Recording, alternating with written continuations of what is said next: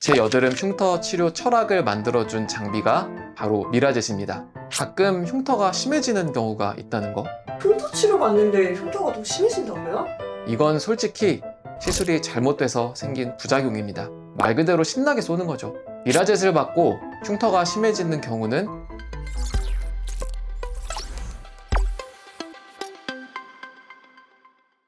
안녕하세요. 피부 1타 민원장입니다.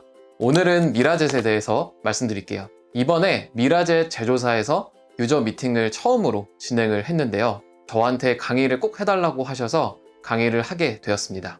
강의한 내용 중 여러분들께 도움될 만한 내용들을 말씀드릴게요.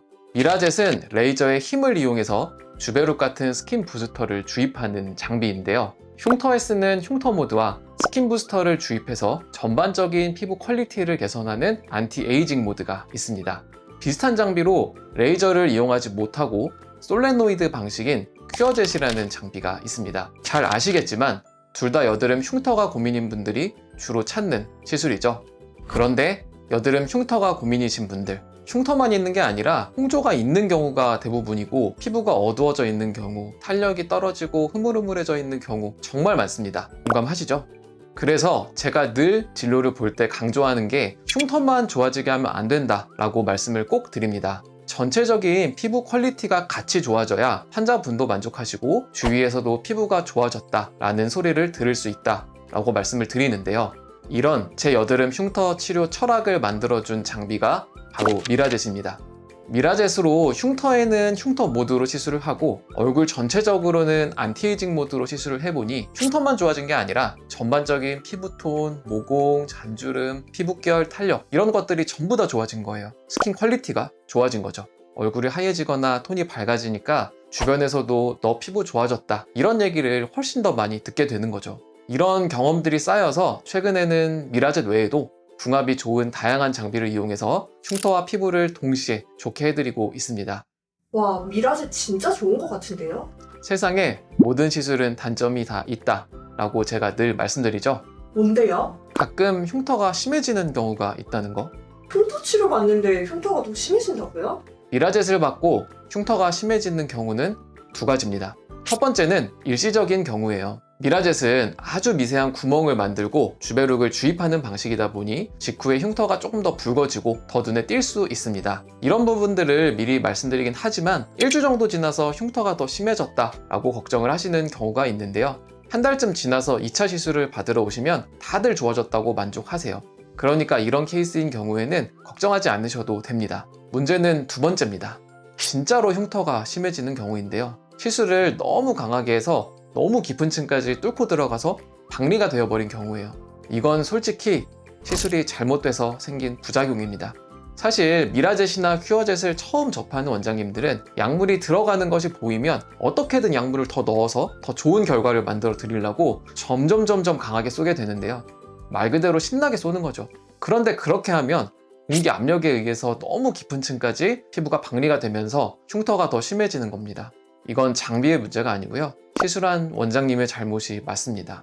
결론적으로 미라젯을 제대로 받으면 흉터가 심해지지는 않습니다. 근데 미라젯이랑 큐어젯이랑 둘 다 똑같은 거예요?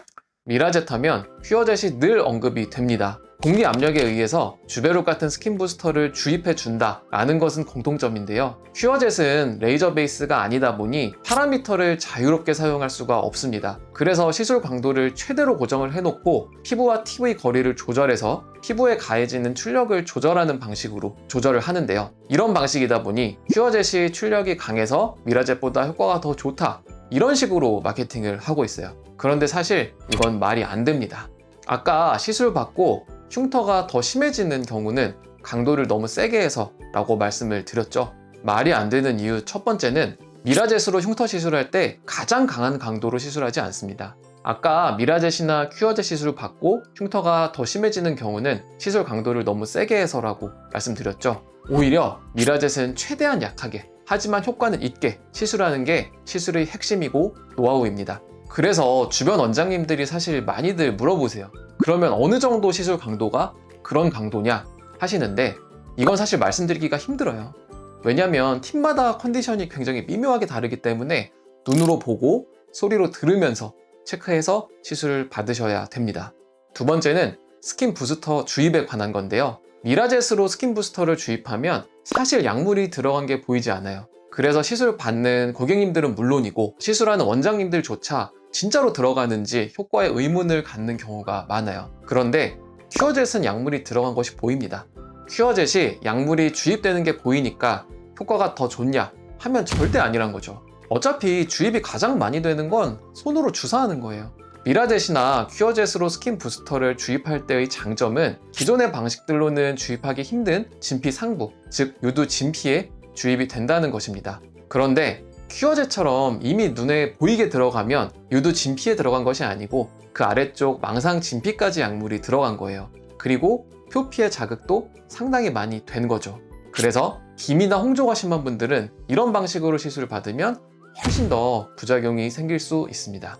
그러면 큐어젯이 아무래도 부작용 가능성이 좀 더 높네요? 꼭 그렇다고 말할 순 없어요.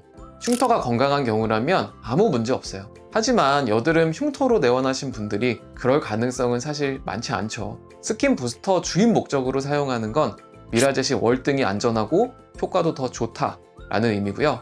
큐어젯을 이용하면 피부에 손상이 생길 수 있기 때문에 기미나 홍조가 있는 경우엔 더욱 심해질 수 있습니다. 간혹 색소 침착이 생기기도 하고요. 그래도 아시죠? 장비도 중요하지만 시술하는 원장님이 누구신지가 가장 중요합니다. 미라젯과 큐어젯 두 장비에 대한 이해도를 바탕으로 시술 잘 받으시고 피부 좋아졌다 라는 말을 꼭 들으시길 바라면서 이 영상을 마무리하겠습니다. 궁금한 점 있으시면 댓글 달아주세요. 감사합니다.